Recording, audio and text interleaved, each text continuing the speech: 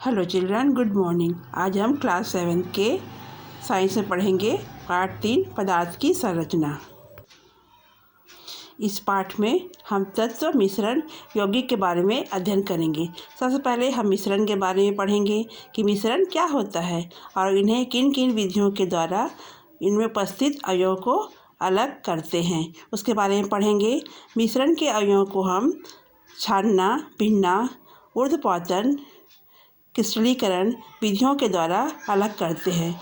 इन विधियों में रासायनिक क्रिया नहीं होता है। अब हम देखेंगे कि मिश्रण क्या होता है। मिश्रण की परिभाषा क्या है? तो मिश्रण क्या है? मिश्रण ऐसे पदार्थ जिनमें अवयव किसी भौतिक विधि द्वारा अलग किए जाते हैं मिश्रण कहलाते हैं। मिश्रण का उदाहरण है वायु, आइसक्रीम, धुआं, पानी। सभी पदार्थ मिश्रण नहीं होते हैं। कुछ ऐसे भी पदार्थ होते हैं जिनके अवयवों को हम भौतिक विधियों द्वारा अलग नहीं किया जा सकता, शुद्ध पदार्थ कहलाते हैं।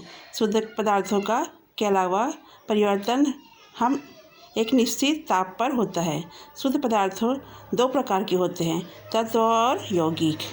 अब हम तत्व के बारे में पढ़ेंगे कि तत्व क्या है। तत्व वे शुद्ध पदार्थ जिनमें एक ही अवयव पाया जाता है तत्व कहलाते हैं। तत्वों से और अधिक अवयव किसी भी भौतिक या रासायनिक विधि द्वारा प्राप्त नहीं किए जा सकते। कुछ अन्य तत्व हैं जैसे सोना, लोहा, चांदी, ऑक्सीजन, नाइट्रोजन आदि। अब तक 114 से अधिक तत्व ज्ञात हो चुके हैं। इनमें से 92 तत्व प्रकृति में पाए जाते हैं तथा शेष अन्य वैज्ञानिकों द्वारा प्रयोगशाला में संश्लेषित किए गए हैं। प्रत्येक तत्व के उनके विशेष गुण होते हैं। ये गुण तत्व की पहचान करने में सहायक होते हैं। तत्व 3 अवस्थाओं में पाए जाते हैं: ठोस, द्रव और गैस। इसे हम देखेंगे उसका उदाहरण जो सारणी में दिखाया गया है। देखिए, ठोस तत्व है सोना, लोहा, चांदी। द्रव अवस्था में है ब्रोमीन, पारा, और गैसीय अवस्था में है हाइड्रोजन, नाइट्रोजन, ऑक्सीजन। तत्वों को कुछ गुणों के आधार पर धातु एवं अधातु में भी वर्गीकृत किया जाता है। धातुएं ऊष्मा तथा विद्युत की सुचालक होती है। इसमें विशेष प्रकार की चमक पाई जाती है। ये प्रायः ठोस होती है जैसे सोना, चांदी,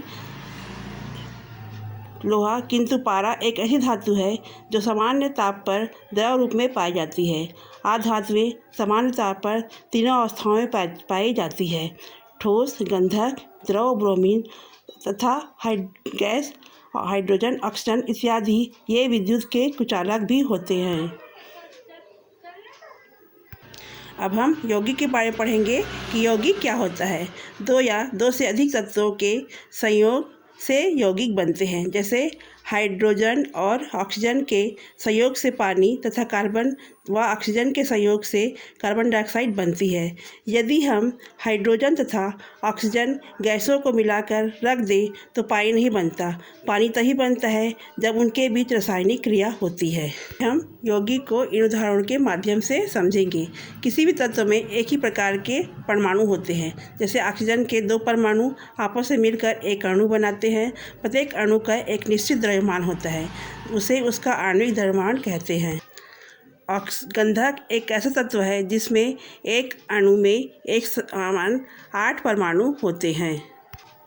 यौगिक 2 या 2 से अधिक तत्वों के निश्चित अनुपात से मिलने से बनते हैं। जैसे हाइड्रोक्लोरिक अम्ल एक यौगिक है जिसका प्रत्येक अणु हाइड्रोजन के 1 एवं क्लोरीन के 1 परमाणु से मिलकर बनता है।